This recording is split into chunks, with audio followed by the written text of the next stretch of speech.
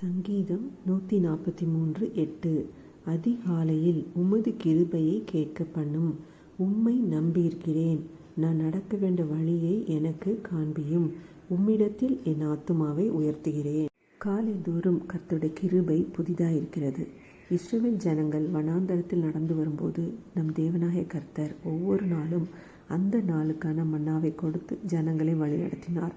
அதே போலவே இன்றும் கர்த்தர் நமக்கு தம்முடைய வார்த்தையாக மன்னாவை கொடுத்து நம்மை பலப்படுத்துகின்றார்.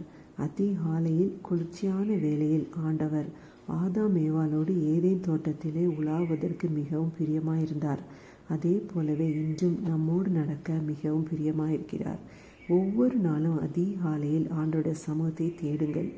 ஆண்டவர்கிட்ட சொல்லுங்க, ஆண்டவரே உம் சமூகம் எனக்கு இன்று முழுவதும் உமது சமூகம் எனக்கு முன்பாக செல்லட்டும். நீங்கள் என்னை உமக்கு சுத்தமான பாதையில் வழிநடத்துங்க அப்படின்னு சொல்லுங்கள். பைபிளை வாசித்து அன்றைக்கு ஒரு வார்த்தை உங்களுக்கு ஏற்ற வார்த்தையாக வரும். அந்த வார்த்தையை மனப்பாடம் பண்ணிக்கொண்டு அதை சொல்லிக்கொண்டே இருங்க. அந்த நாள் முழுவதும் கர்த்தருடைய கரம் உங்களை வழிநடத்துவதை காண்பீர்கள். நீங்கள் ஒவ்வொரு நாளும் சொல்ல வேண்டியது இதுதான். அப்பா, உங்கள் சமூகம் எனக்கு முன்பாக செல்லட்டும். தூயாவியானவரே, நீர் என்னை வழிநடத்துவீராக, ஆளுகை செய்வீராக அப்படின்னு சொல்லி பாருங்கள். அந்த நாள் முழுவதும் உங்களுக்கு ஒரு ஆசீர்வாதமான நாளாக இருப்பதை நீங்கள் காண்பீர்கள். ஆமேன். ஹல்லேலூயா.